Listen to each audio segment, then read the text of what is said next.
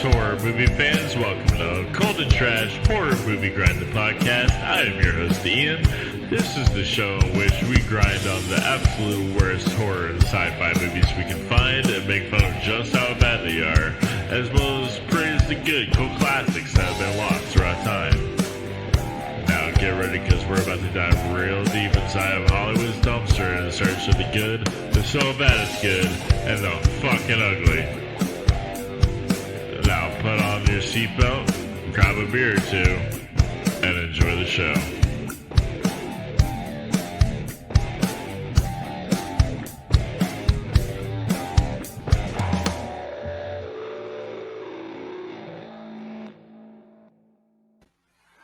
What's up? It's Ian. And yeah, we're doing Spine of Night. Just came out in 2021. This is actually neither cult or trash. Well, depending on who you ask. Some people hate it. Some people love it. I love it. But yeah, so the reason why we're doing it is because a couple reasons. One, it kind of does an homage to some old cult animated films, mostly by Ralph Bakshi. We'll talk about that later. But also, if you watch the previous movies that we've covered on this show, we did Heavy Metal and Heavy Metal 2000. So it's like I mentioned on there that this is like a spiritual successor to Heavy Metal. And on that episode, I had Sloan, and Sloan's back. Welcome back, Sloan. Hello. It's good to be back. Yeah, welcome back. So, so let's get right into it. The last couple episodes you were on, and we were talking about heavy metal. And would you say that this is similar to heavy metal? I definitely agree. Definitely the rotoscope style of slow motion attacks for a lot of different scenarios. You know, I've said it each of these 3 episodes. It's got that super jail gore to it. And oh yeah, actually, sure. The gore to this, I'm definitely going to put it out there. A little pun, man. It was psycho gore, man. Yeah, that's a callback to a really old episode we did back in the day, Psycho Gore, man. But yeah, man, yeah, it's real gory for sure. Yeah, and Steven was on. He's the host of the Deeper and Deeper Adult Swim podcast, because I'd say that this is also like heavy metal. I miss him already.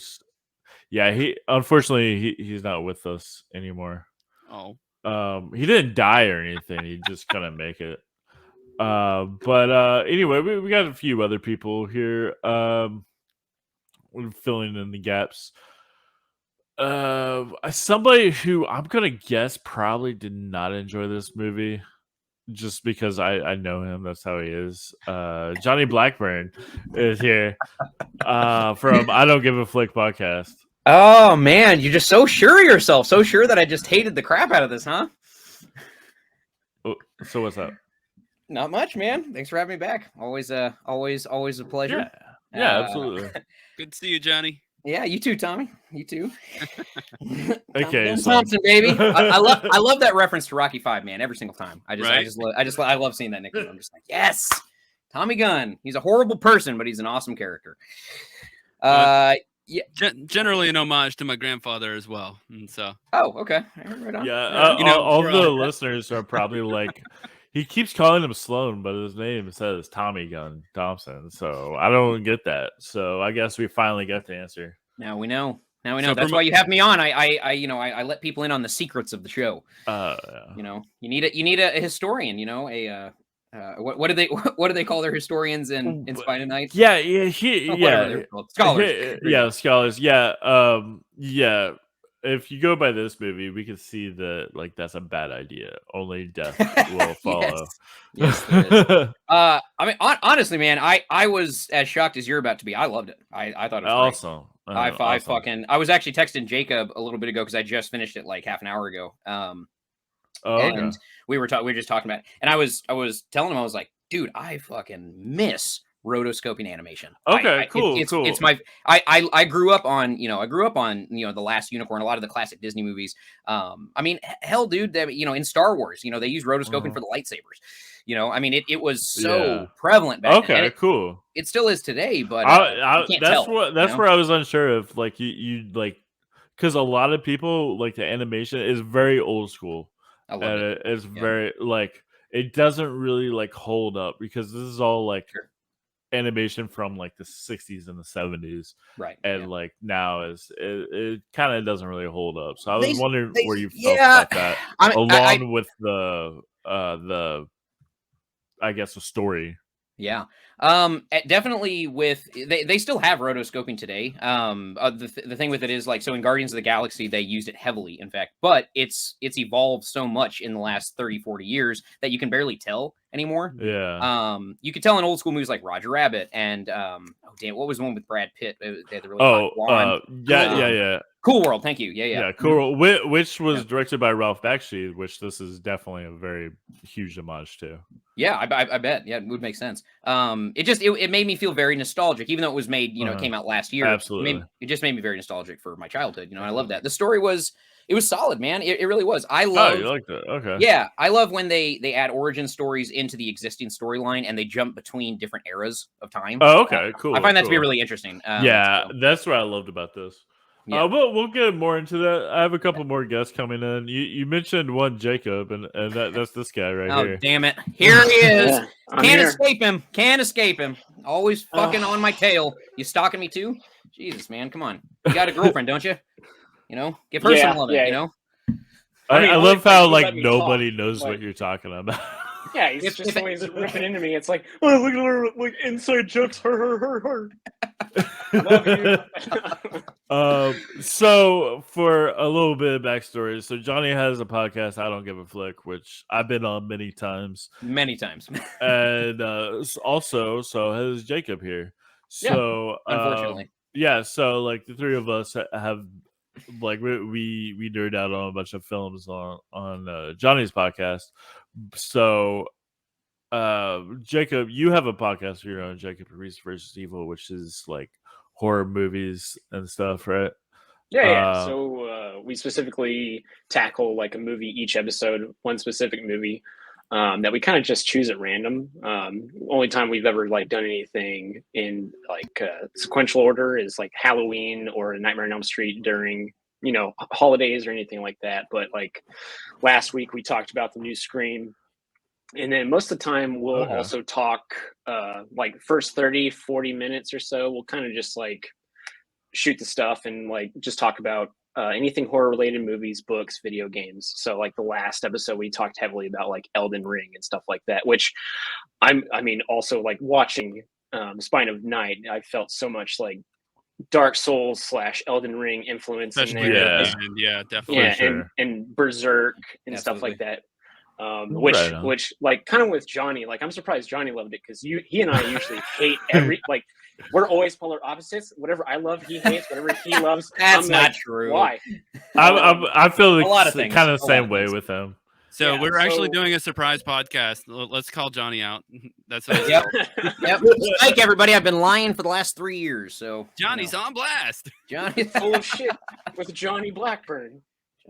But yeah, I loved it. I loved Spine of Night, so I'm excited to talk about it. Awesome. And then we have one final guest. He is also new to the show, but not new to the channel, Infamous Horror.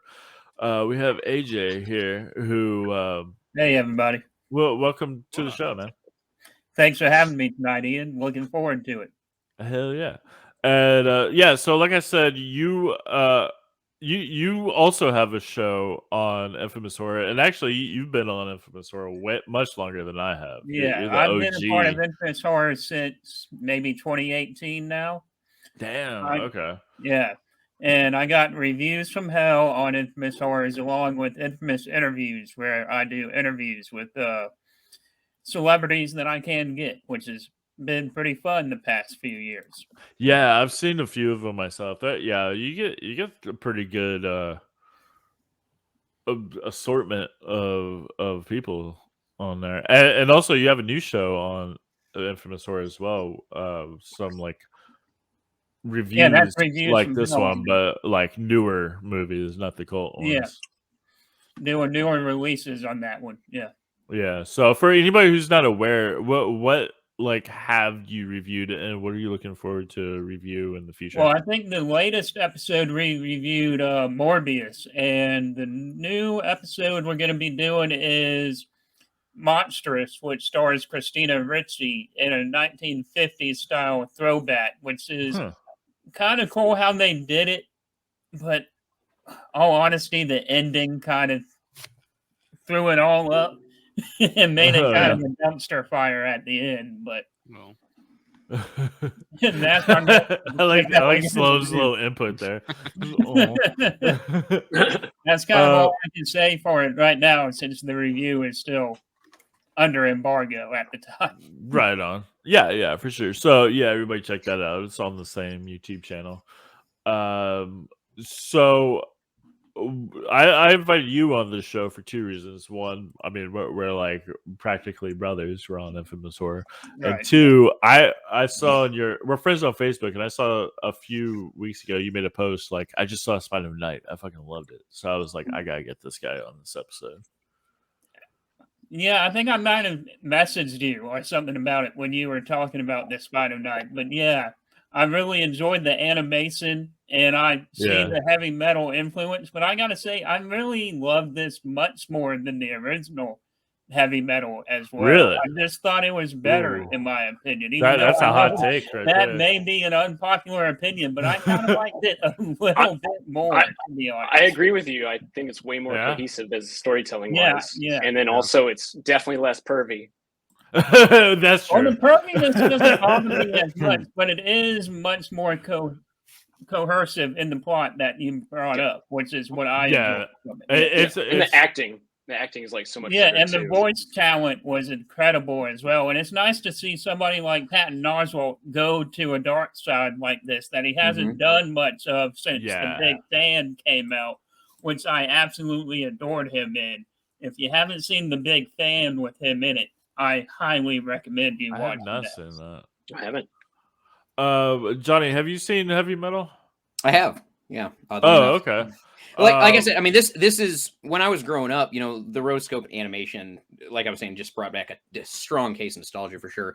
But you know, when I was growing up, my parents just really would take me to Blockbuster and let me pick out whatever the hell I wanted to. And, you know, as a 10, 11, 12-year-old, the animation for things like Heavy Metal and hell, man, even The Last Unicorn, like I fucking love that movie too. It's been one of my favorites since I was a kid.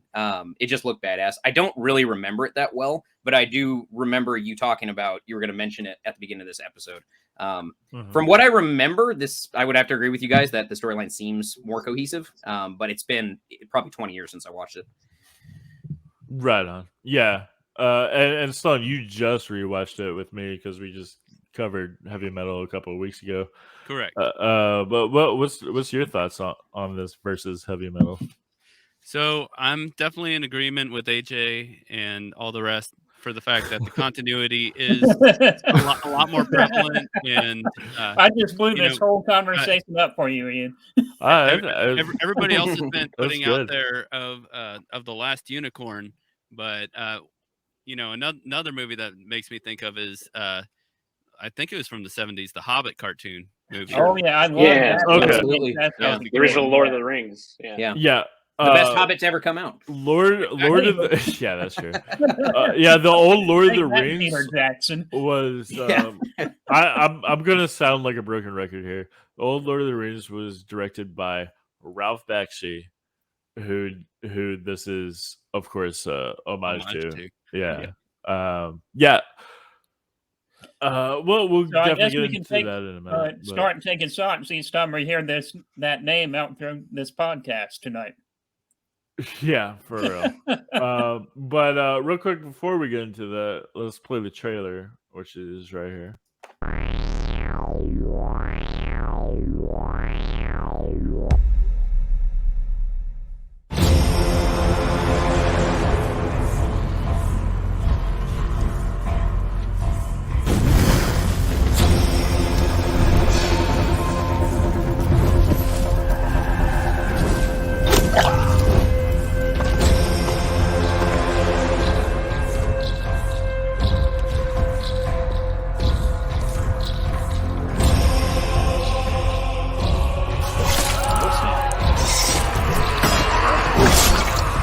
violence in this is just crazy. It's just gratuitous violence. I mean, it's literally like you saw a butter knife just slicing through a hot stick butter, man. Like bones, like no regard for bones at all. So great. Each time I see the yellow film pictures logo, I just get excited.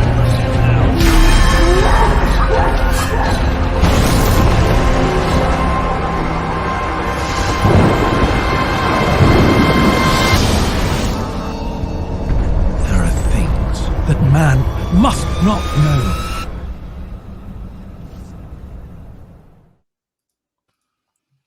Yeah, so that is the trailer to Spine of Night, which we were saying is very bloody, especially for a trailer. That's pretty crazy. Yeah, almost like a Red Band trailer, I would assume.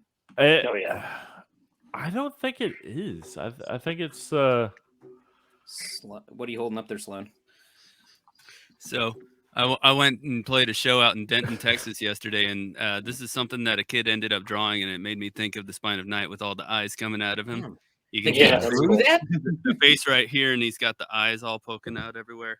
That's pretty impressive. How old was the kid? He was probably like 22. Oh, okay. I was gonna say. I was like, oh, yeah, it sounds like he's like, I'm like, oh wow, he's an he had a adolescent. lot of really great stuff. Sure, it took me 20 minutes to figure out what I was going to buy because he had like some other like more portrait style, like eye coming out of the forehead and stuff like that. But I figured that the more eldritch. Yeah, I definitely see that. If you've seen the movie, you can see the influence, or not influence, but the bestow of similarities. But something we mentioned earlier was Patton Oswalt. He's a voice actor who I loved in this movie. Other people, Lucy Lawless is in this, which is nice to see. Richard E. Grant was amazing. Yeah, he always is. And he's always good. Joe Manganiello. Yeah, always solid too. Yeah, the cast definitely surprised me. Yeah, like I didn't see the trailer, and as I was watching, I was like, "Is that Lucy Lawless? Is that Richard E. Grant? Is that Patton Oswalt?" I was like, "Is that Xena Warrior Princess?" Oh, yeah, for real. But Patton Oswalt really stuck unmistakable. out. Yeah, because you don't ever see him do. You never see him do serious dramatic roles, especially like an evil antagonist. Like it never happens. I mean, maybe he has in the past. I don't know. But he's always. But at the same time, the character he was playing, like he just played like this like man child. Yeah, who was just like he was just like just. Bring me more wine. So, like, just like somebody you just want to like fucking bully so bad. Reminds me of his days of Aqua Teen Hunger Force, where he's like, the dude, my dad totally owns a dealership. Yeah, exactly. You did.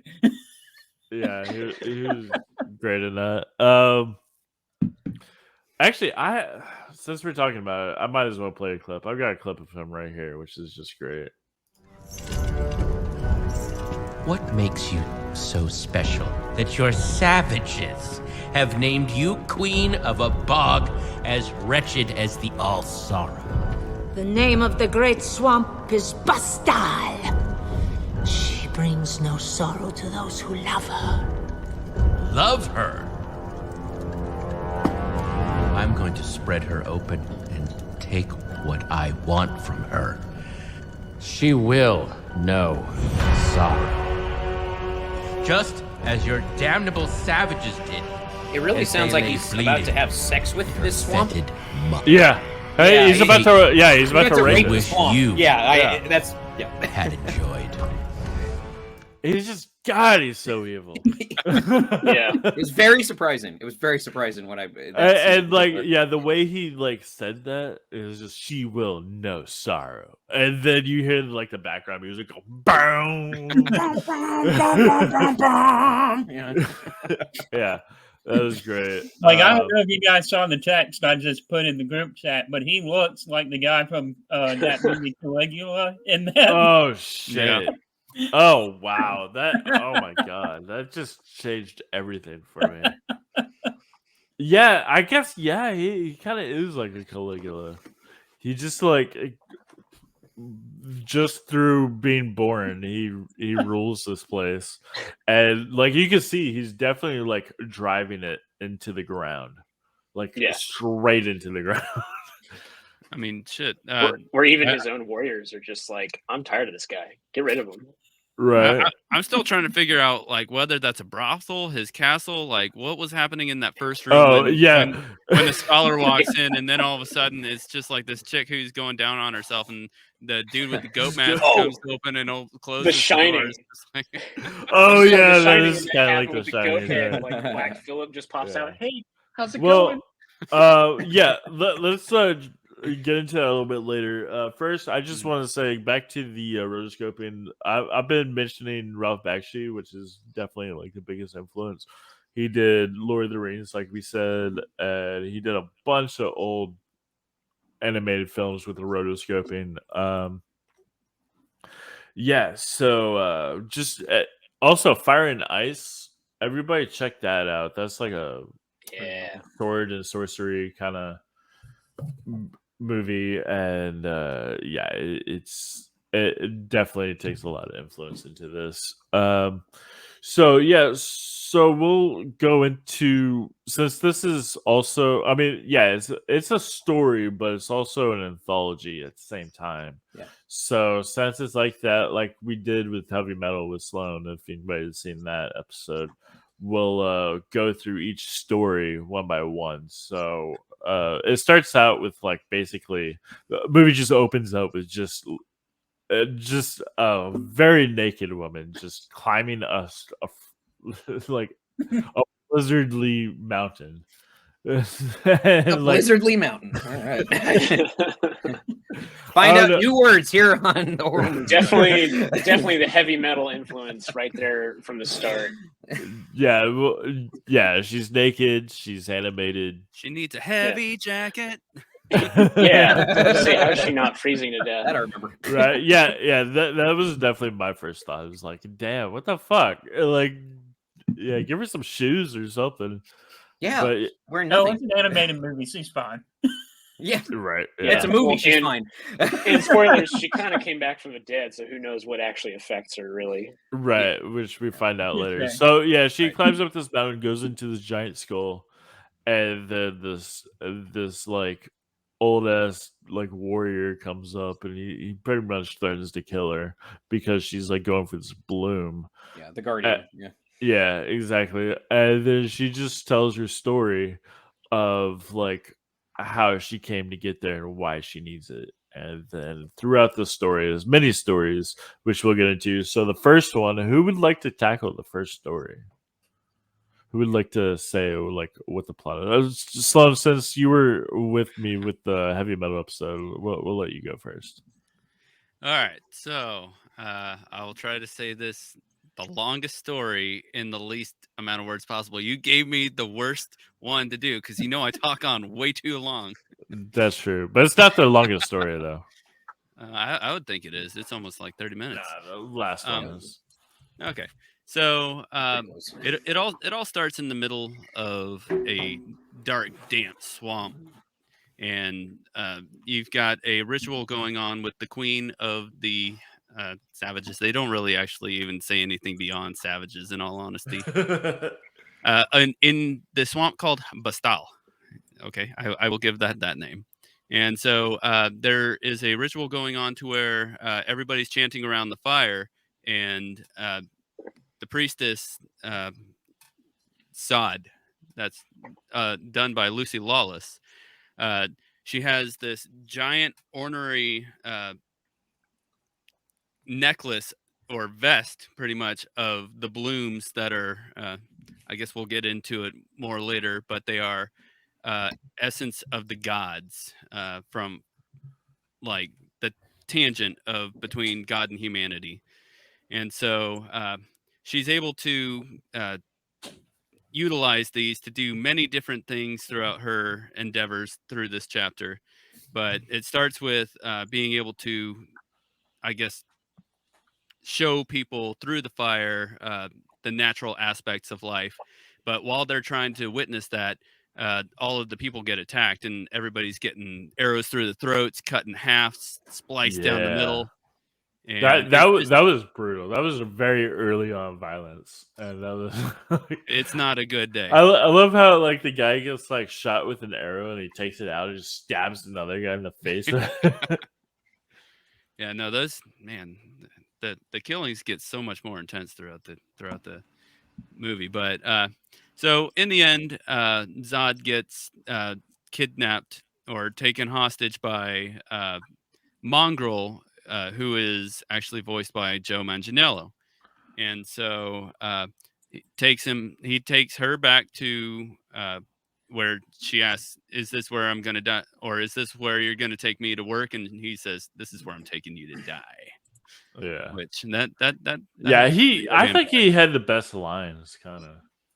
The Mongrel. I liked how Mongrel was just so nonchalant about anything that happened. Well, he's a Mongrel. Yeah. You know. He's a mini boss. He's just like, you know what? I'm just gonna let this slide. I really don't care. I'm here for the paycheck and nothing else, man. Pretty much. He got slided so many times, and so, but yeah. Long story short, enter scene. She gets walked into the city, and you see a whole bunch of disparaged people. Everyone's in poverty and starving. Everything's just smelling like shit on the wind, as Mongrel says. You take a deep breath and all you smell is shit, human shit. But you walk into what I guess is supposed to be the palace, but the first room that's in there, as we said earlier, there's this chick who's going down on herself, and then all of a sudden, peeking out from behind the door comes this dude in a black goat mask, and he's just like, and just kind of like slow. That's it. That's all we see. It never comes back up. Right. And then enter Patton Oswalt, and he's just chilling on his goblet of wine and acting like a tool and a fool, and everything about his father, giving him everything, saying that his father runs everything wrong. And so he feels that he needs to do the first attack. And next thing you know, there's a scholar that's coming in by the name, he's an Ashur scholar by the name of Galsur. Mm-hmm. And he's a very important character. I forget who voices Galsur. Some guy. He's like the only non-celebrity. Yeah, Jordan Douglas Smith. Okay, Douglas Smith. That's John right. Wilkes Booth. Is that one guy from The Thing? Yeah, he didn't even have a picture on his IMDb. I was just here's the one that stood out the most because he everyone's got accents, everyone's really playing it up. He's just straight faced, like, "Hey man, I'm here. What's going on?" Yeah. How is everybody today? Everybody feeling good? Just walked off the street. So he ends up coming into the city, and he's supposed to be the scholar to help the lord of the complex. And when he goes in, he's completely offended immediately by Patton Oswalt, and pretty much forced to do a major bidding up until, long story short,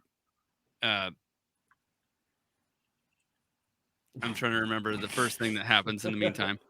So Patton Oswalt ends up getting fire in his face after Mongrel's just like witnessed the magic that this witch can provide, and it's just like sitting there watching as she plucks a leaf from her dress thing and puts it in the fire, and he could basically he's hypnotized by it. He can see he's witnessing the truths of the universe. Basically, yeah. It's an ebb and flow. It can go back and forth. It can either be virtuous or chaotic. And so that's exactly how this movie works. But long story short, he's maimed for life and locks them up, she ends up breaking out using the same. I don't know why they wouldn't take the actual flower thing away from her if they understood. But it's a flower, what's a flower gonna do? Yeah, pretty much. She's clearly been doing magic with it this entire time. One would think they'd catch on. I feel, but. And so they go into the swamp, and I'm trying to speed this up. I told you this is the longest one, Ian. You gave me the wrong one.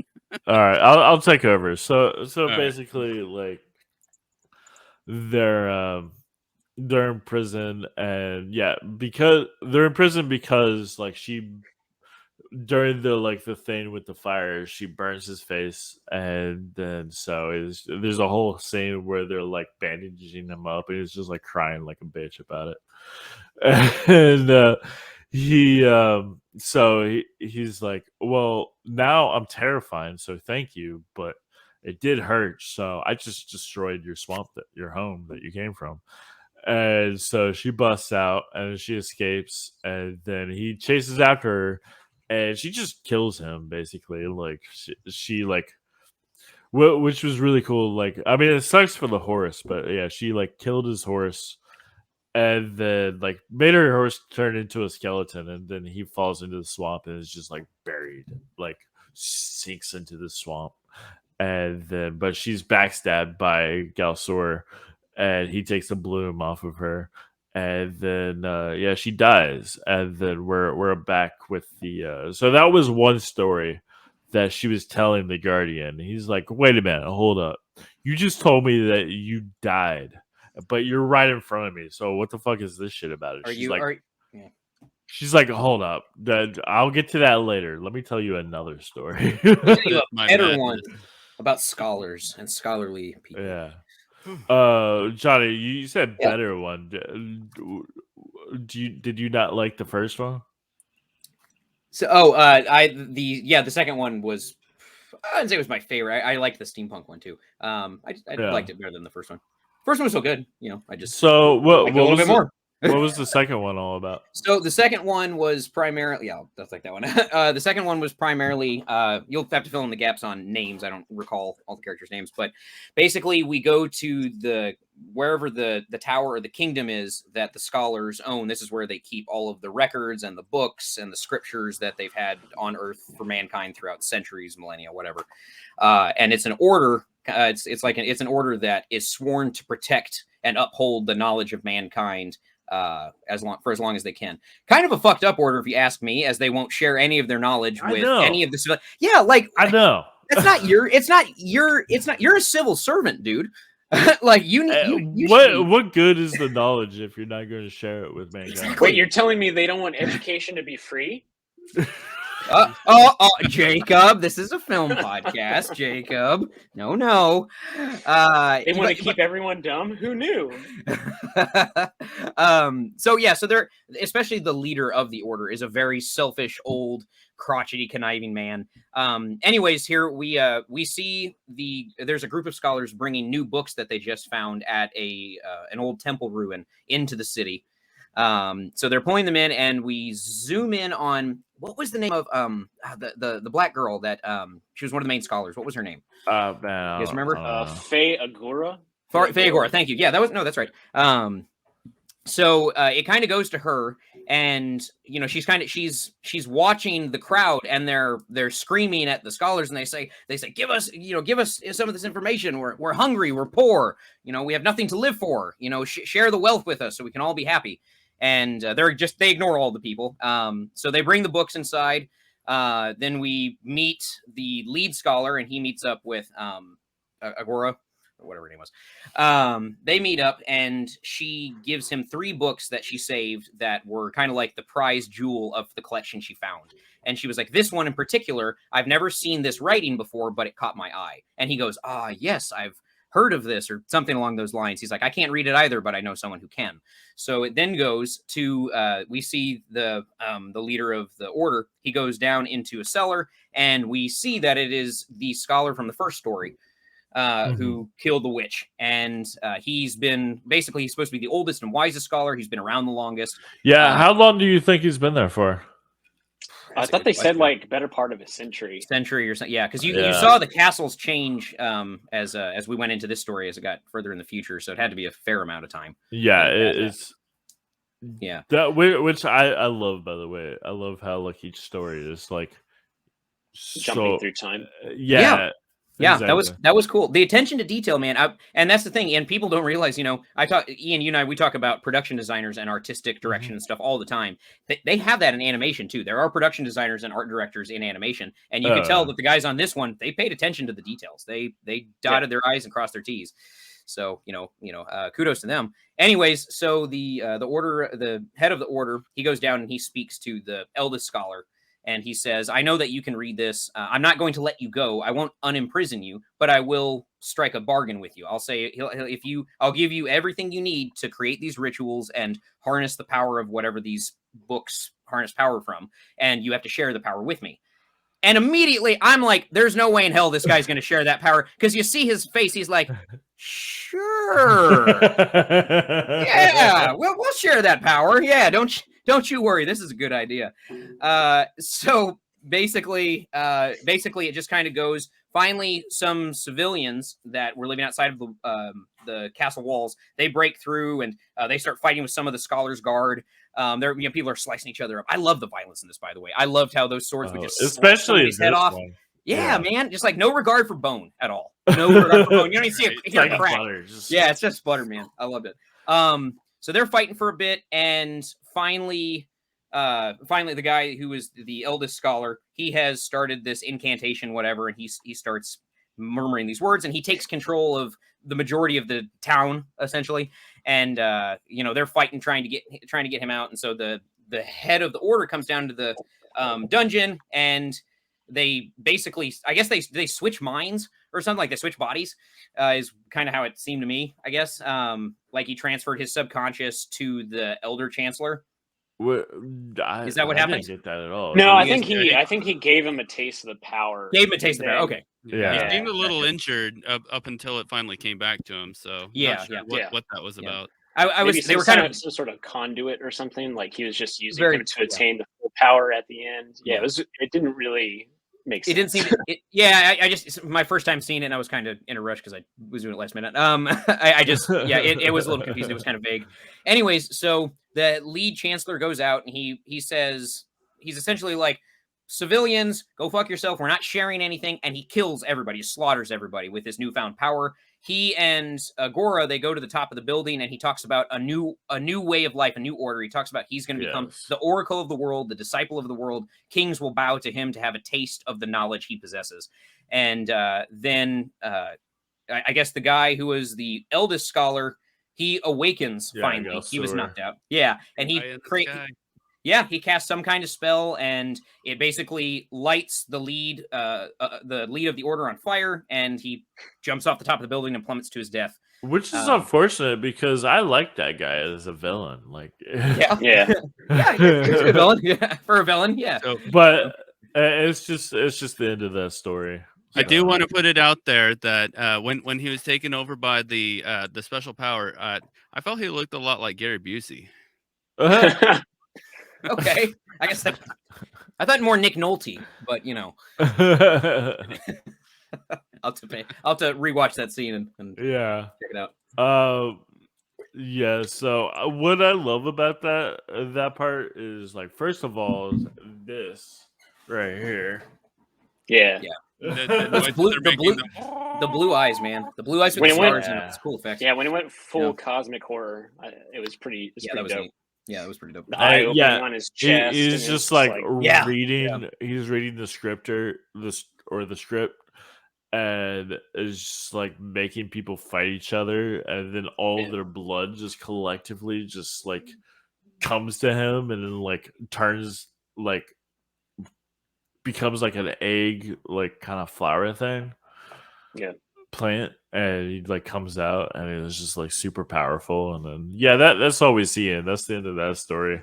Yeah, that was great. Also, like the giant eye that's in his chest. Yeah. And it showed up in the sky later when it took the power back. And so it lit him on fire. That's why I got that art piece. I was just like, man, the eyes. Yeah. I guess he was like, oh, go ahead, Jacob. Sorry, I was going to say, I also love that, like, the movie doesn't over-explain everything. Like, there's not some expository dialogue every 2 seconds. Like, it wants you to just sort of, like, think things through. Like, this is a century later. For some reason, what's his name? Galsor is, like, like slicing people open and using their blood, but he's like using the like Yeah. more evil aspects of the bloom versus how Zod was using yes. it like through nature and stuff like that. And I liked how, because he wasn't sure how this is supposed to work, but he figured like, oh, I'll just use human blood, and that actually worked out for him, and it just made things more evil. Yeah, just over the years, he just like kind of made his own way, which was just like when we're first introduced to him, he's like a good guy. He protects her. He's all about the pantheon and everything. He's following the rules and everything. And then by now we see him, and I mean he's been like just in prison Rotting for who knows how long. And yeah, they don't really say. So so like anybody, it would probably just turn to like blood sacrifices and shit. You see his teeth are splitting at certain points, and it's just like, especially when he's making the pact with the chancellor, he's just like, oh yes, and he's just like everything shriveling. So one problem I did have with it, because Zod was able to, like bust the chains in the first story. This one, he's tied down with chains too, but he doesn't know how to like bust out of them himself. I think he just doesn't know how to use the bloom.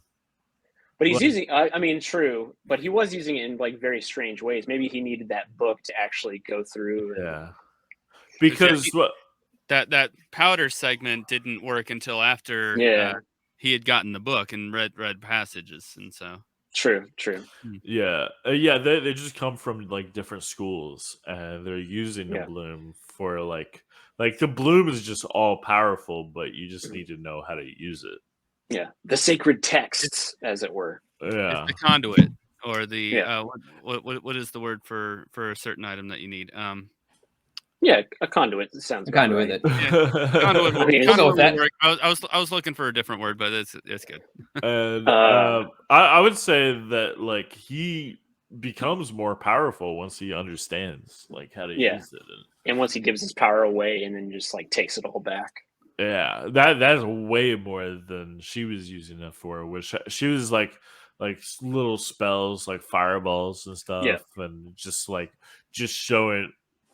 I mean, it was definitely, she had more spiritual things. Like she was showing people like I guess the rules of the universe and everything. Yeah, the secrets. One was very Jedi, one was very Sith. Like one was able to like that, use the power like sparingly, but don't over abuse it. While he's just like, I'm going to use all of it. Yeah, and it works. It works so well for him too.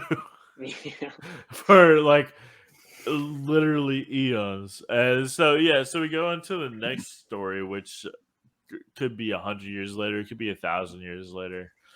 I kind of like this story where I'll go into it, where like it opens up and he's just like he's on a throne made out of a pyramid that's carried by slaves. Mm-hmm. And the imagery to that is so amazing. Like it's so terrible. He's like Hitler times 1,000. Like, right, reminds me of Xerxes from 300. Yes. Oh yeah. Yes. Yep. Exactly. Yes. And he even calls himself Emperor God at one point. So right. Yeah. He's just like, I mean, he has the powers. Literally, his powers come from the gods. Yep. Which we find out later. But yeah, he's just all powerful. So he just goes up against this city that is opposing him, and he just knocks it down just like with ease, like it was nothing. And then we see two people, just a couple young people that they're just trying to survive afterwards. And what I like about this is it shows the horrors of war. Is like, so we see like not only do people just die, but the people who survive are just helpless, and they're just like scrounging around like rats. Basically, they're just like, where can we find food? And but they're in love, so they're just like trying to like survive together, which I really liked. I've heard some other reviews of this movie saying that this is a lot of people's least favorite part. And it might be my least favorite part, but I hate it. I would agree. It's just that the sad part is it's like so short compared to all the others. Yeah. You don't really get much time with these two characters and these two lovers. That's true. And they're just like they're taken out kind of immediately, and it's like, well, I thought y'all were going to build up to that, but they're just there and gone already. Yeah, but it delivers the message it's trying to sell, which is just like even after war, like people still suffer. Yeah. And it's just like these people are just but they find the bloom and they set it on fire, and then they're just like trip balls basically. So technically there was a third character that survived for a moment to allow the bloom to come down, and he had the one chance to make the God King bleed or the God Emperor bleed. And he fucked it up. Yep. And he had one job. All he got was the flower. Yeah, which is cool. Leonidas all over lines again. at the wall and shoots. Damn. Yeah, well, my second viewing of this, like, yeah, I saw that he like shoots him, it like clips his shoulder, and a little like flower comes off. You just look up, and I was like, oh, okay, I see. But yeah, they just like they're just tripping. Like basically, the bloom is like DMT. In a way, they just like see all the secrets of the universe, and they're just chilling. I mean, like, seems to have a different effect on other people depending on like who the people are who come across it. Like these are just like two like innocent people who are in love, and so they just like they just fall more in love, I guess.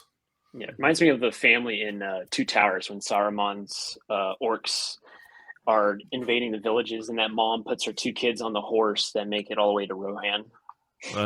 Yeah, yep. It reminds me of that a lot. This is definitely very Tolkien-esque. It has a lot of elements of Tolkien's novels, that's for sure. Yeah. Yeah. What, Johnny? What did you think of this segment?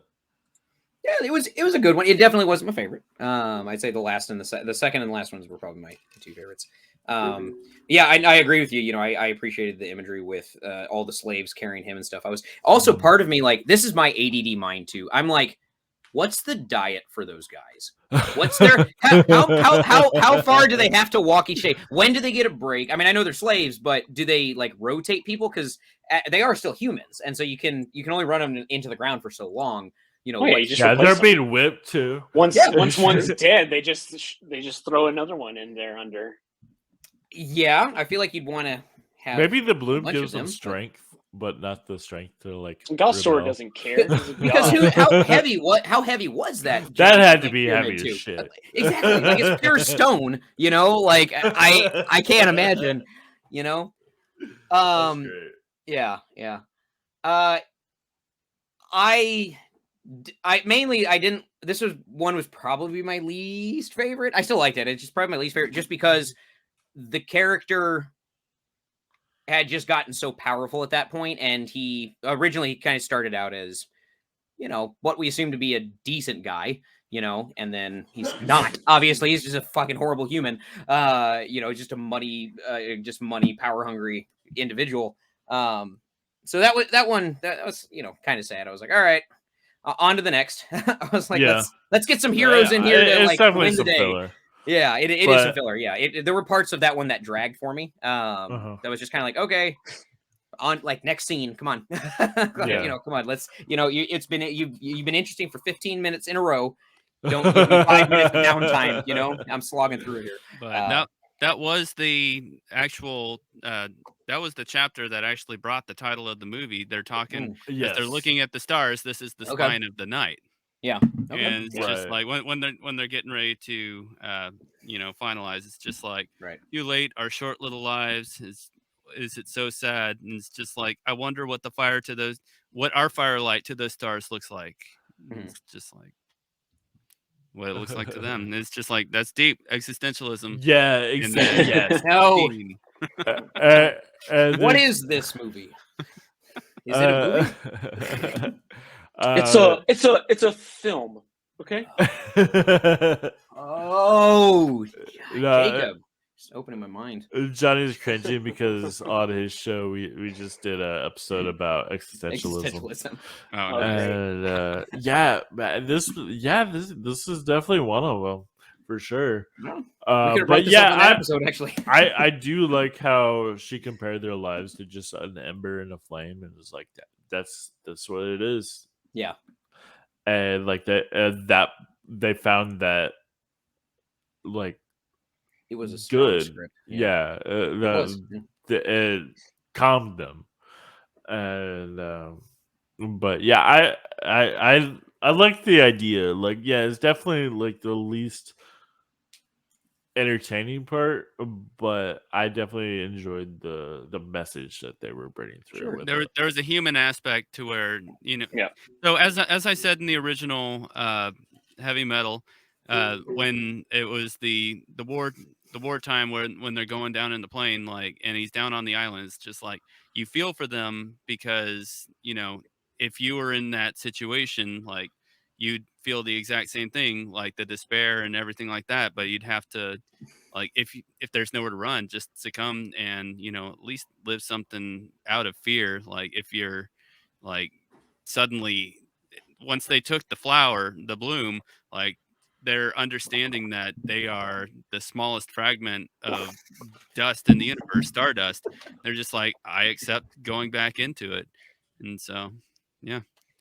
Comes down to the thought process at the end, in my honest opinion. Okay, yeah, exactly. And so we move on to the next story, which by the way, like, the Guardian, he's bored literally to death by that last story. Wasn't he already half dead? Yeah. Well, no, like he's the other half of him was bored to death. Okay, he's so much more dead after that one. Like, yeah, he's laying down. He's like, ugh. he's playing the same role as the knight in Indiana Jones and the Last Crusade. Yeah, just waiting. Yeah. Waiting for revelation. So then he tells a story. So yeah, what's her name? Lucy Lawless's character. She's just like, oh yeah. Well, why don't you tell me a story? I've been fucking entertaining you all night. Like, I just climbed up a blizzardly mountain. Fucking dick. And so he gives the like amazing mythology, which I thought was incredible. It's like a mix between Greek and Norse mythology with some kind of Christianity thrown in there, some biblical references. I can talk about that one. That was probably my favorite. Yeah, go ahead, man. It just became like a cool lore dump. So basically, the gods battled across the cosmos, and one's head became like, once one's head was decapitated, became the night and the moon. And then the sons of those gods created man, and then man was just like kind of subservient to the gods or the sons of the gods that are just like roaming the earth like giants. Dude, you're making this so confusing for anybody who hasn't watched. There's a lot going on there. I'm holding on to it. But and that's where like a lot, like, the Norse mythology, the Greek mythology, because what Zeus's dad like tries to eat him, and Zeus pops out.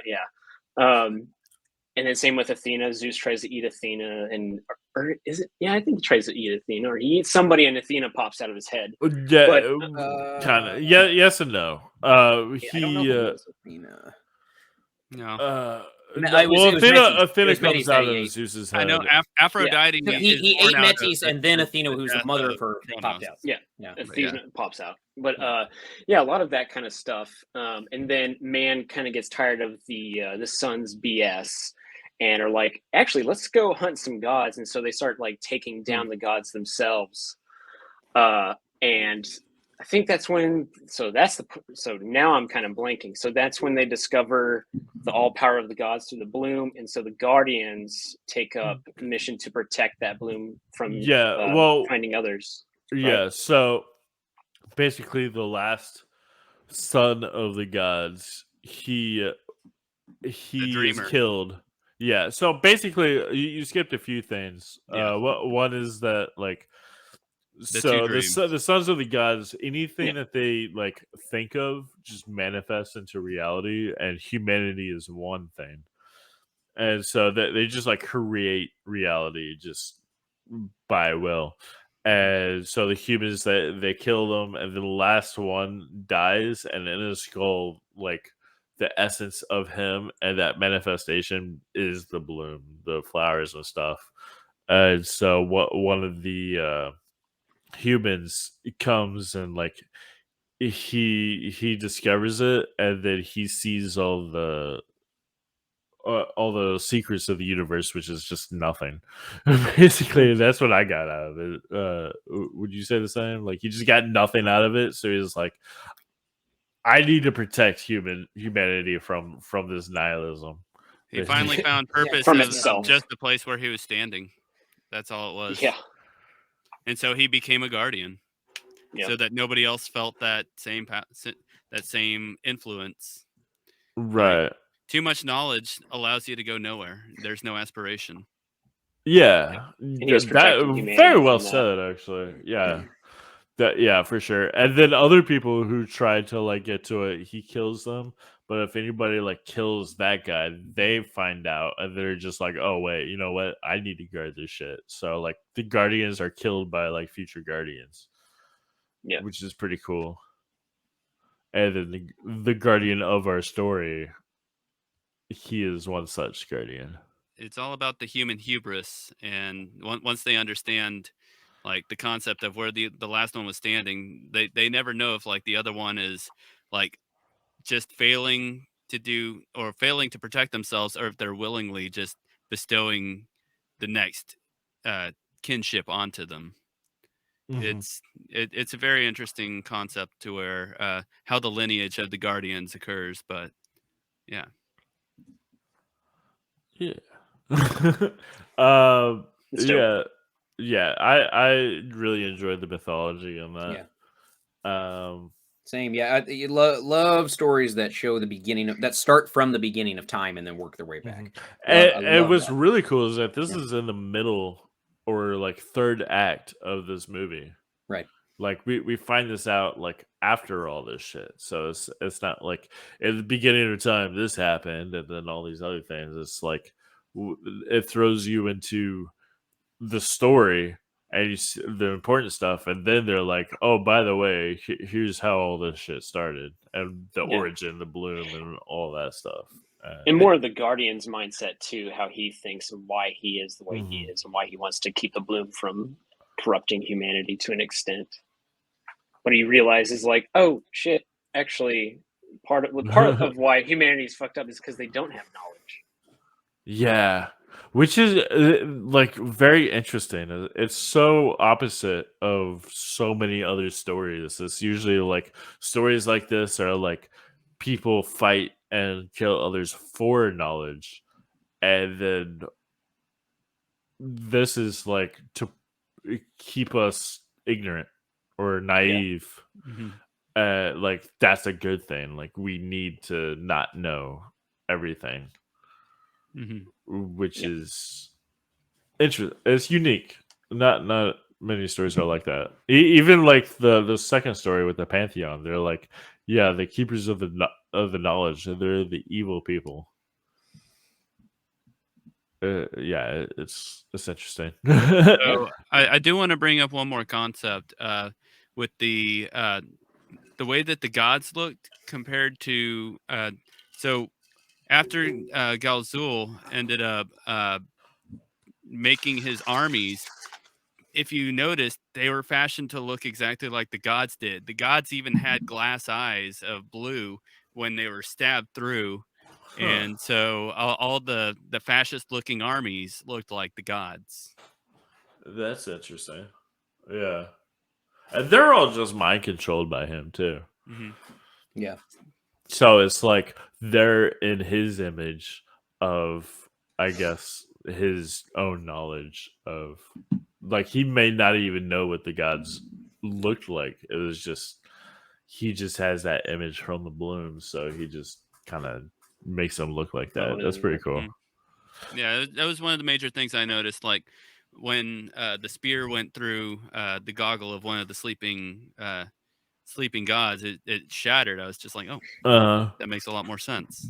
Yeah. Yeah, true. Yeah, now that you bring that up, like, yeah.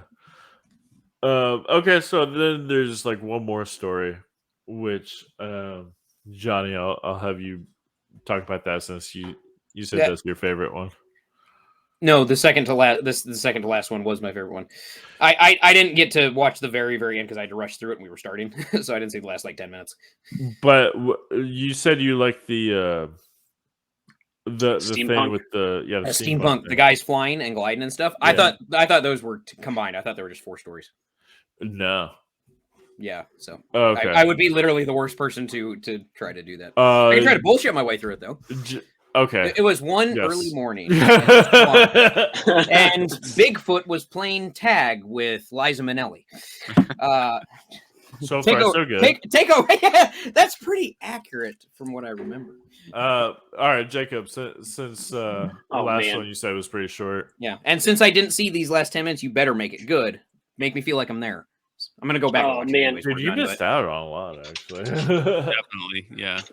I mean, So it's played up right now. So we basically have sort of a black ops team of, I guess, rebels, a sort of resistance against Galsor, and they're dressed up in sort of like crow masks or plague doctor masks, and they have like full-on wings and whatnot, kind of like wingsuits. And so what they want to do is hijack, I guess it's kind of like a Zeppelin or some sort of flying machine of some sort, and but why do they want to do that? What's the danger that this flying machine has? Well, they want to use it like a bullet and throw it right into Galsor, right? Or was that before? I'm trying to remember. Chopper. I can't remember. Oh, right. Yeah. Okay.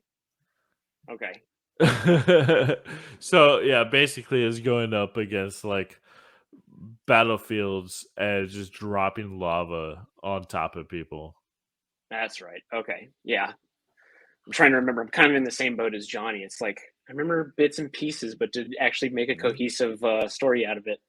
Yeah, this is definitely the kind of movie you need to watch like a couple times. Yeah, I only watched it the one time, but yeah. So they want to capture it to release the magma, but end up the mission kind of goes awry, and things kind of get out of hand, and so the attendants of that ship fight back, and so stuff kind of starts blowing up around them.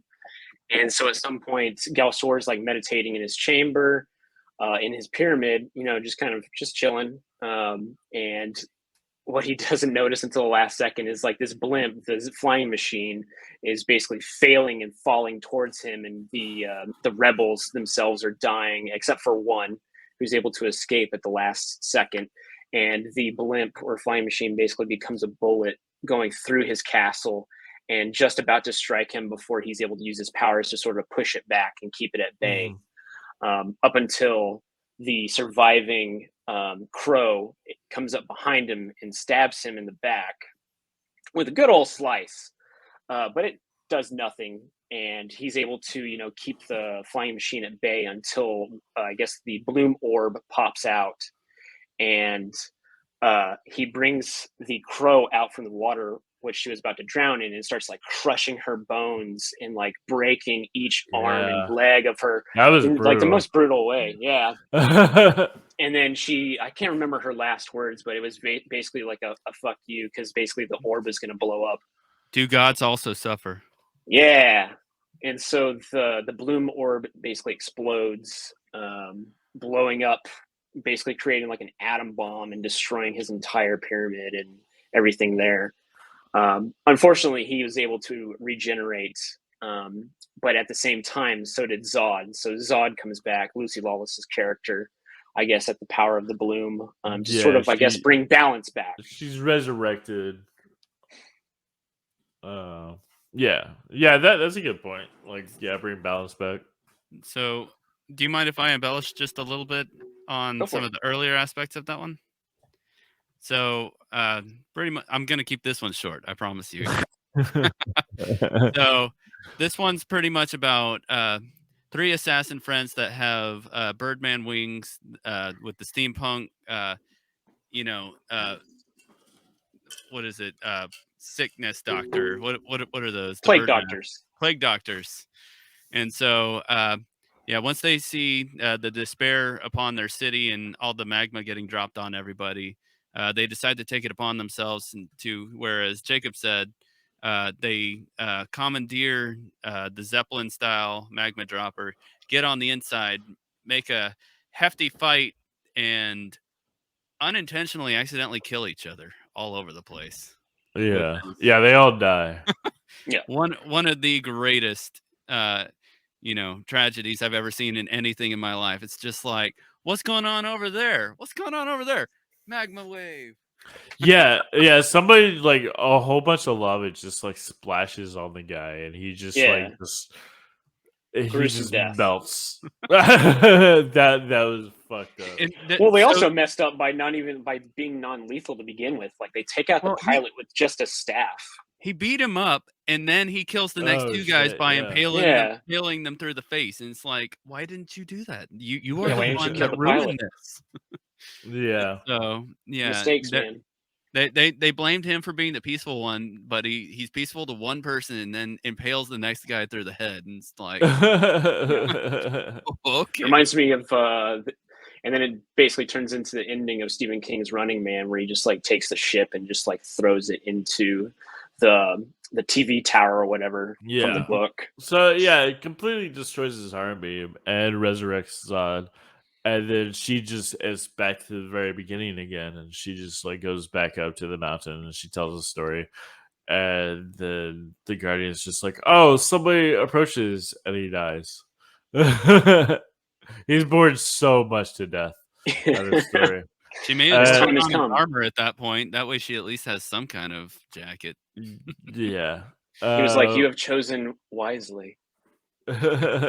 So now she's fighting Yalsor again, and they're just like, so she resurrects like all the dead Guardians that have been there before, and so which is just amazing. There's nothing in any story better than us raising a skeleton army to fight somebody. Like that is the best. And so they like rip him in half, and she just takes his heart and just fucking destroys it. Yeah, it's pretty cool.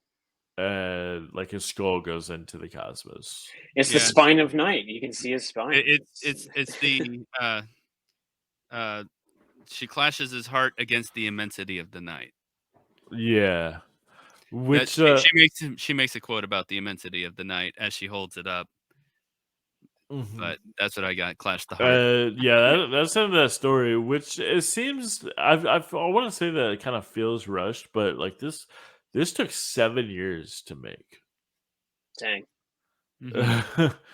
I just want to see more. Like I think that each story could be like its own like full length film. Like this could have been an amazing trilogy or like quadrilogy. Well, I mean, we're talking about Tolkien stuff, so like, he totally could have made trilogies or more out of it. Yeah, absolutely. Johnny, you missed the end of the movie, and you just missed the end of us talking about it. It's queued up right now. I'm gonna watch it when we're done. we I'll just go smoke a finished cigarette. talking about it. Yeah, but it's all but like Tommy's point and stuff. Like it's all cyclical because like her skull dissolves into the night sky just as the first gods did to create the night sky. Right. Mm-hmm. Yeah. So.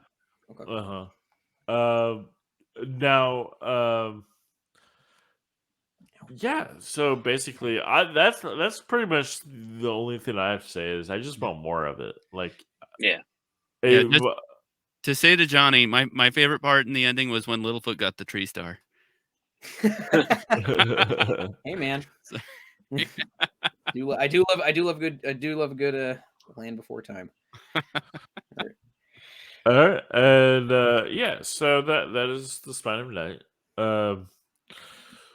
So let's go on to the prompt segment of the show, where basically like pitch a story you'd like to see animated by the team that did Spine of Night, like the whole rotoscope thing, like a story that exists or a story that you come up with. Does anybody have one? Yeah, I'll jump in first. I actually had just recently, when I was on my trip last year, I had gotten really into the What If Marvel series on Disney, where they took a lot of alternate storylines, and once again, love the animation on that. That didn't seem to be rotoscope necessarily, but then again, it's evolved so much over the last 30 years, I could be wrong. Anyways, so basically what my thought was to take all of Quentin Tarantino's storylines and do alternative endings for all of his movies and try to connect them into one cyclical story. I didn't get to the point of how I would connect all of them, but they're already connected. In some fan theories, they are. Yes, very true. So I wanted to take it from the What If, a page from their book, and kind of do a bunch of alternate storylines. Basically, the reason being is because I felt like the movies that would be handled by this team would have to have that gratuitous violence and the strong script, and just any Tarantino movie fits that bill. So that's my idea. Sure. All right, cool. Anybody else? I can go. There you go. Yeah, probably my biggest one would be Legend of Zelda. Like, if you did this in the old school style of the first few Legend of Zelda games, where you have like old school Ganondorf, Zelda's or Link's original garb, and then like Zelda's original form and stuff like that, I think the rotoscope and the animation would be perfect for it, especially like a lot of these backgrounds that they used, like a lot of the matte paintings. Obviously, you couldn't do like the crazy gratuitous violence, but I think it's also perfect to sort of emulate the early 90s, late 80s feel of Zelda at the time, because you had like the cartoon and stuff, but that cartoon is trash. And then you had like the oh gosh, it wasn't the, I forgot the other games that everyone always makes fun of. It was like the "Excuse me, princess." So it'd be cool to see that. My other idea was Berserk, but I feel like the team behind Castlevania can make an even better Berserk, and obviously that show uses so many scenes directly from Berserk. Like, I would love to see Berserk in this style as well, but I'd rather have that done by the Castlevania team. But switch it. I would like to see the Castlevania team, or I would love to see the Spine of Night team take on Castlevania, but instead of like kind of making it modern like the new one, go old school with it. Give me like the original Simon's Quest. Yeah, like, do Simon Belmont. Yeah. Yeah, give me Simon Belmont, but like do it in the sort of heavy metal-esque, like of what the covers to those video games like sort of emulated. Like they felt like covers to Heavy Metal magazine a lot of the times. So I love to see stuff like that. That's awesome. Sloan, do you have anything? I do. So instead of bringing something from the outside, I want to embellish on the primary aspect of how the Guardians, how they came to be was through that lineage of killing each other and protecting the flowers, the blooms. But in the end, somebody had to go up there and collect all the blooms to make the vest.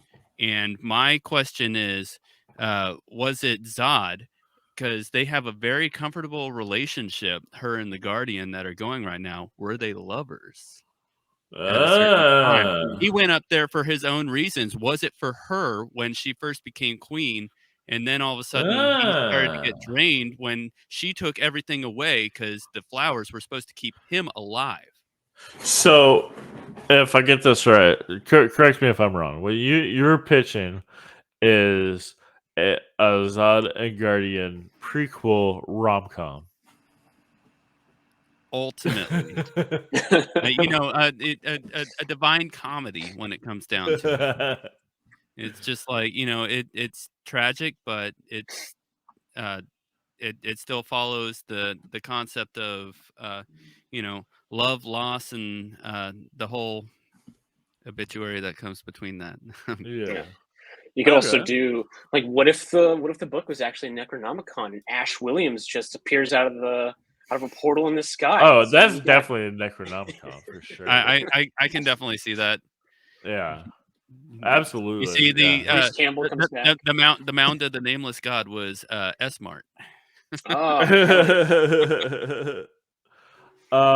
had an idea, which which it's still kind of like a work in progress. I'm not entirely sure, but I feel like this movie just really needs a sequel because it's kind of open ended. Like kind of like the skull is floating out there, and like like something's gonna happen because that's what happened before. Like the skull became a planet, and but like also we see like the bloom just kind of like rains down over people all over the earth. So it's basically like, I mean, there's so many ideas for a sequel that they should work on that will take another 7 years, you know?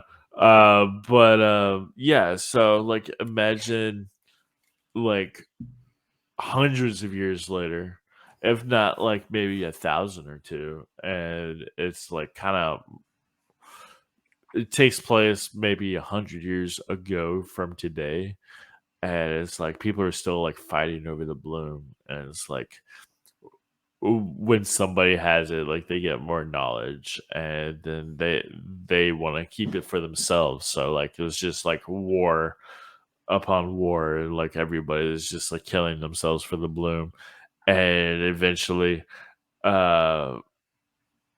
like it's during like the 1940s, and Japan has this bloom, and they're coming up on it, so that America decides to nuke them.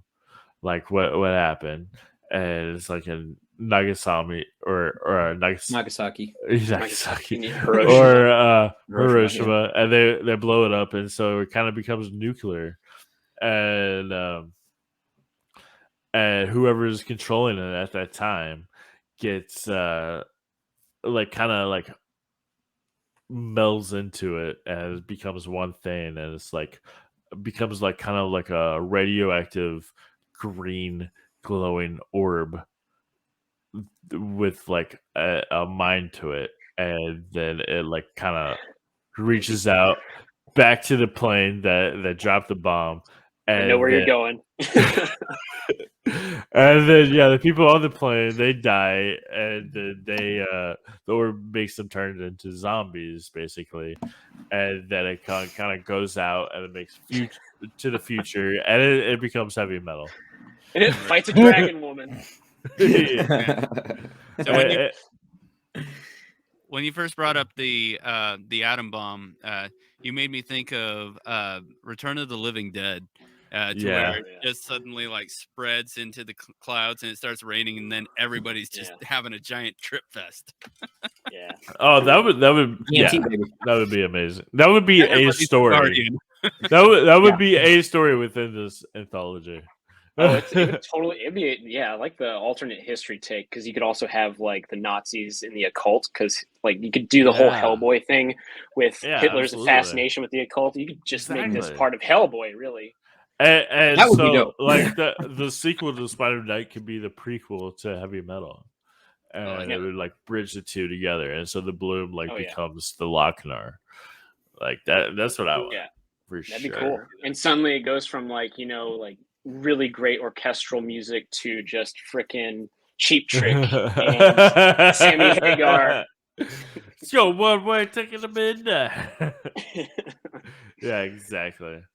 All right. Well, does anybody have anything they want to bring up? Any other stories before we rate this thing? This one time, or just any notes on any last things you want to say on the movie? I would have liked to have seen that scene with Bigfoot and Liza Minnelli playing tag at some point in this one. You missed it. That was the very end. Credit scene. Oh, it actually did happen. Oh man, so it wasn't bullshit then. Yeah, I knew I was telling the truth. Yeah. All right, well, let's go ahead and rate it then.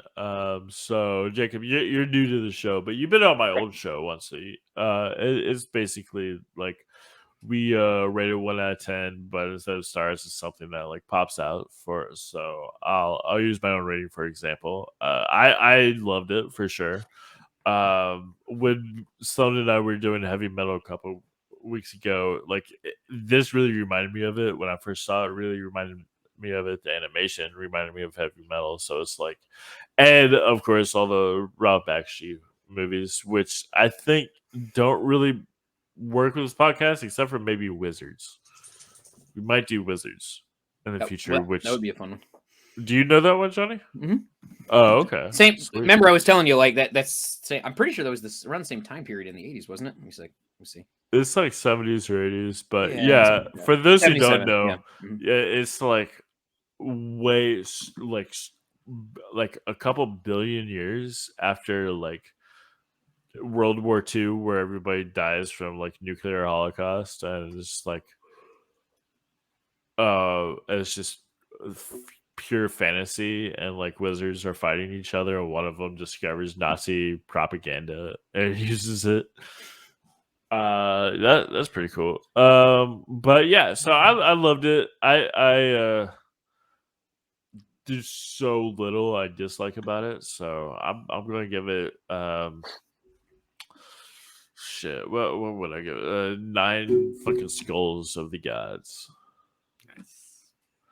Sloan, how about you? So I am going to bring up one piece from the second chapter that we did not bring up, was that so when the scholars had taken over everything, the town was disparaged, and the reason that everybody attacked was because the king, who was mongrel after everything was left to him, ended up dying. But mongrel was a eunuch, and so he couldn't have children. And they say that he went playing That's around. right. Yeah, they went playing around behind the mountain. The crazy guy was telling her the story. Yeah, and the blind dude. But so I just wanted to bring that up there about eunuch mongrel. But long story short, the anthologies, they're very well knit. I like the fact that they interweave. And I agree with Ian. I really don't have many downsides to this, even though the slowest one some folks can have a problem with. But as I said before, it's very human. It's gonna make you feel the most vulnerable for that aspect. Like, if you've ever been under the influence, you're just sitting there chilling. It's just like whatever's happening, it's happening, man. That was pretty deep, philosophically speaking. But down the line, good should generally conquer over evil, but there's always a balance between light and darkness, chaos and virtue. It's a perfect yin and yang.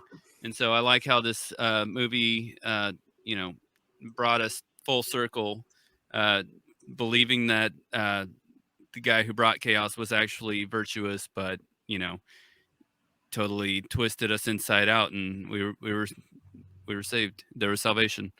And so, long story short, I'm gonna go ahead and with the way that it was all filmed, definitely love it way better than Heavy Metal, the original. Oh, I'm sorry, I do like it more than Heavy Metal, the original. I love it 2000 more than 2000. Yeah. Yeah. And so, with all that said, I'm gonna go ahead and give it 8 out of 10 eunuchs who play behind the mountain. All right. Cool. Johnny, how about you? Man, I have to say that I was pleasantly surprised by this. I didn't really know what to expect going in. I didn't watch the trailer ahead of time. I didn't read any synopsis or anything. You just went in blind. Yeah, I mean, you had told me about it, and I was like, okay. I mean, I don't know anything about it, but I'll check it out. No, I genuinely thoroughly enjoyed it. Nice. Trying to think any critiques that I have. I don't really have many in this one. Honestly, I thought they casted it well. It's rare that you see an animated feature that has such a strong script, and not even just the continuity of all. Trying to twist that many storylines together it was a stroke of genius. Honestly, it's not easy. Like, coming from somebody that does write their own scripts, not features necessarily, but even doing a 10 to 20 minute short, it's difficult. Like, the amount of rewrites you have to go through. I can't imagine taking all of these separate stories that could be their own series, really, and then putting them all into 90 minutes and being able to get the full amount out of it. I know I still got about 15 minutes left to watch, but from what I see and what y'all were saying, like, yeah, I'm sure they rounded it out nicely. Soundtrack was great. I love the production design for an animated film. I rarely say that I enjoy it, but I'll have to go back and look to see who it was. But I did like it. Yeah, I don't know, man. I can't think of anything negative about it. It's weird. I know that's me. I always have a bunch. It was good. I like how you're stressing. You're like, damn it, I can't find anything. Well, that's like I feel like that's my niche on your show. I'm the guy that comes in. I blast everything y'all love, but I loved it too. I give it 9 times that I genuinely wish that I had seen Bigfoot and Liza Minnelli playing tag. All right, cool. 9 out of 10 though, man. I really liked it. Awesome, man. I'm glad to hear that. Hey, Jacob, what's your thoughts? Yeah, I'm kind of in the same boat as Johnny. I was pleasantly surprised by it. Like you told me to watch it, and I had also a recommendation from another friend, from Rhys, on my podcast to check it out but he didn't give like a synopsis of it. He was just like, yeah, if you like rotoscope stuff like Lord of the Rings or heavy metal, you should watch it. And I was like, okay, yeah, I'll check it out. And then when I started watching it, and discovering like, oh man, this animation still looks amazing. Rotoscoping is still one of the coolest forms of animation there is, just as much as stop motion. Yeah. But then like, the cast, as soon as like I was like, that's Lucy Lawless, and then Richard E. Grant. I was like, how in the hell did they get this cast? Like, that's my biggest question, is like where, because I feel like Lucy Lawless is very particular with like her projects too. Yeah. She's not much anymore. And but it's hard to come up with anything negative, because all the matte paintings, the backgrounds are amazing. Like even every single like minute detail in especially explosions and stuff is really good, and in the gore, like you can see every single like tiny piece of anatomy if they want you to see it. Otherwise, then also the steady increase of gore too, because the movie like starts off kind of small with like arrows going through necks, but then at some point you're ripping people in half, guts are flying out all the way down. And they're literally crushing a person and watching their bones snap out of their arms. Don't forget the dicks. Lots of dicks. Oh yeah, lots of dicks and tits. I mean, and vaginas. Plus there's dicks, and it's not pervy. There's not much of a male gaze, but it does fail the Bechdel test. But does it? I don't remember two women on screen talking at the same time, except for maybe the crows. But there's like only one woman on screen at a time, it feels like. Yeah, you're right. Yeah. Okay. You're right. It does fail that test. But no, I thoroughly enjoyed it, because I'm kind of like, I want to give it a 9, but I also want to give it an 8. There is something missing, and I can't really nail it on its head. I don't know if it's because I want it to be longer and I kind of want more out of it. I could have taken it for 30 minutes. Yeah, exactly. Yeah, and I think that's the thing, is I kind of wish I had a series. Yeah, I gave it an 8 for that same reason that you did, just because with that prompt that I gave, I wanted to know more. Like, where did she get the best, and all the continuity there. So did you guys? Was there a particular story that you guys felt you wanted to hear more about? Like, is that kind of why you give it an 8? Just the primary, Yeah, like Galsor, like his turn, like why his turn? I can understand him wanting to take the power, but you never get any inkling of him wanting that power until he actually does make the turn. And then him being imprisoned for like a century, it kind of makes sense for the scholars to be like, oh, we got to lock this guy up. He's got some like godlike powers. Inquisitor. We can't have that. Yeah. But no, they lock him up or the guy who does it for parking violations. Reasons. No, he does it for his own personal reasons. He's like, you were some use to me, so I'm going to keep you locked up so I can benefit from your power. Yeah. But we don't know like the extent of how he showed him, because they did say it was like a century, right? So like, I mean, he's been alive for 100 years, and at what point did he meet that Inquisitor, or what's his name, Prophet of Doom? I think that guy's name is literally Prophet of Doom. And like, why would he lock him up for personal reasons outside of just like, just wanting to take that power for himself, really? But I mean, that's like the only downside, is I kind of just wish there was more. So I want to give it like there's 8. definitely like one or two episodes that could have really cleared up that like 50-year time frame. 50. It would be better if it was like a 10-episode miniseries. Mm-hmm. Yeah. So I would definitely give it 8 Xenas out of 10.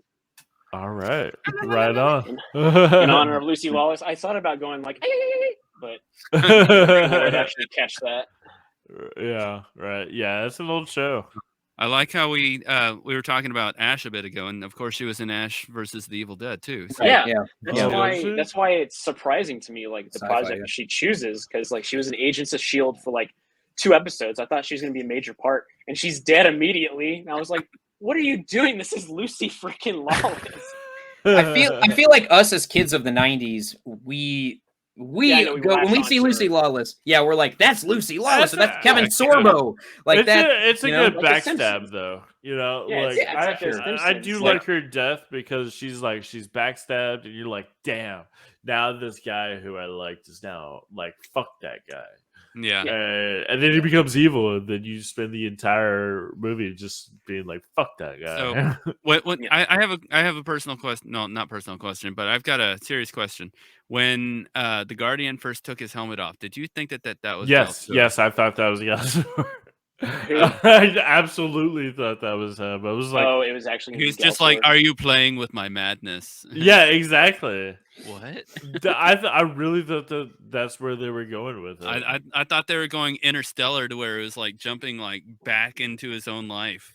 Time paradoxes. So yeah. Well, not necessarily that, but she's like, I mean, she's telling story like flashbacks of like thousands of years before, so it's like it would make sense that he would like age that way. Exactly. But I would have thought that him being a zombie section at that point, but then when he's gone and then comes back as younger Galsur, Emperor God, it's just like, man, multiverse right here. What's going on? Yeah.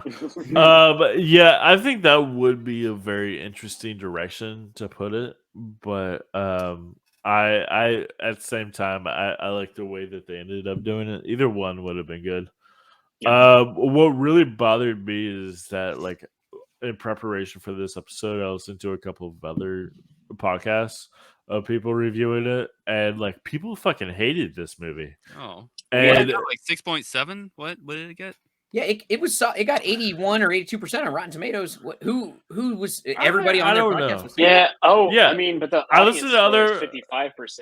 Yeah, I listened to a bunch of podcasts, and people fucking hated it. And then they were saying like, if I don't hate it, then the general populace should. I mean, not that my opinions are with the general populace, but like I normally hate a lot of the movies you bring out to review, like, but not this one. I know. I was like, okay, I can't wait to hear what Johnny has to say about this. Oh God, I go into the back of my head. Yeah. We changed it from Johnny on blast to Johnny be blasting. There you go. Yeah, that works. That works.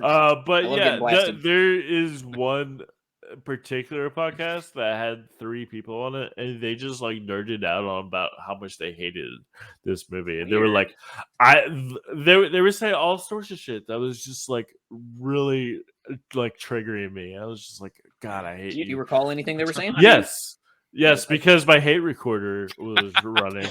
And they were saying shit like, I don't understand what's going on. Like all of a sudden, there's these people, and then now these people are here.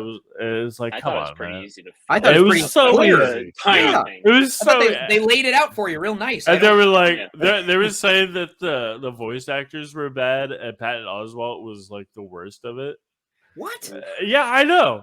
If you remember this podcast name, give it to me. I need to listen to it and then like blow up their Instagram. I won't say it on this one, but if you go and look up podcasts, you will find it. If you look up Spine of Night.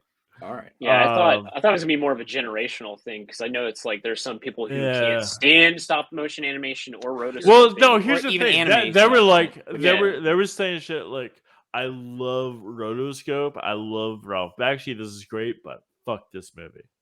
Damn. Yeah, I so know. weird. Like everything. It was like, what is going on? And they were just saying so much shit that just like irritated me so bad. They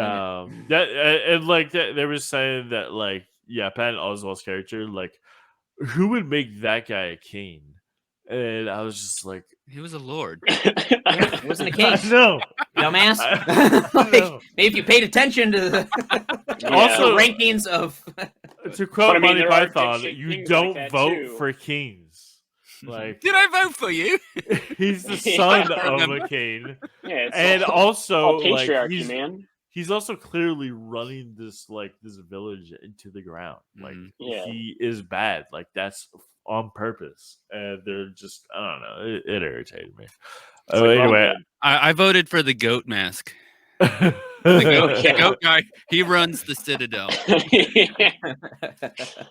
But anyway, it's just a background demon puppet master. That's it for this episode. Now I'll do a clip to next week's episode, which Johnny and Jacob, you both agreed you'll be on. We'll be. Yeah, I'm down for it. So here's a clip. He's too nice. I won't do it. Holy shit, Jude What Law can I looks do young. to make your lunch more pleasant? Yeah, right. I found this in my soup, and I'm very upset.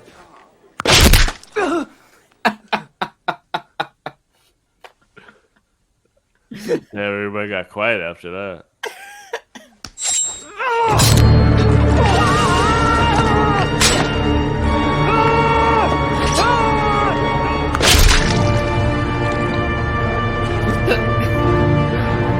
Like a bone gun.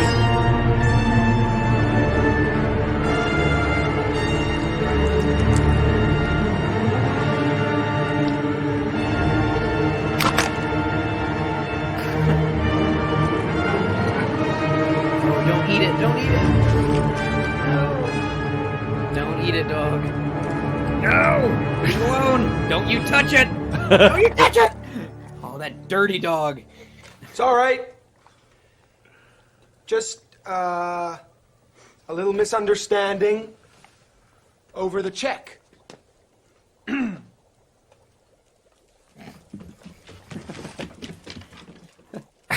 This is Pay no attention and enjoy your meal.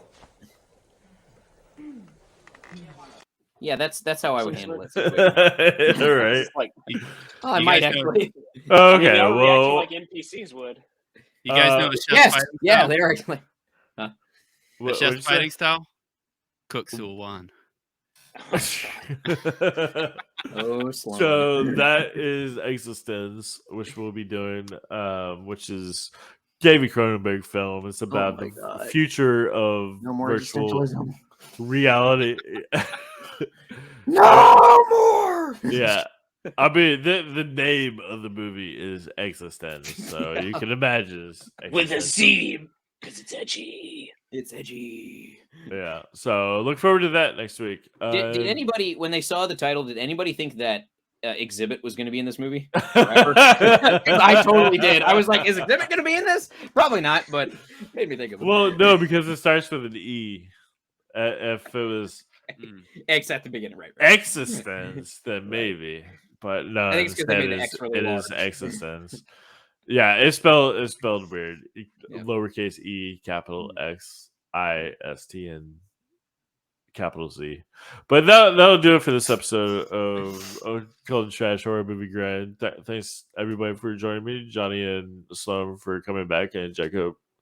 Thanks for joining for this one. And we lost AJ. We never mentioned it, but we lost him a long time ago. Sorry, we love you, AJ. We love you. Yeah. And Jacob doesn't know. So yeah, Jacob does. I mean, I only just met him. How can you fall in love with somebody you only just met? Love at first sight, Jacob. That's how I felt about you when we first locked eyes. I just wanted to blow my brains out whenever you you just said keep that. fucking ripping my heart out and stomping all over it, man. Fuck you. But Johnny, you have no heart. That's true, this point. is why I brought you all two together. Soulless. And look forward to the bonus content of more of that. So there you go. So take it easy, everybody.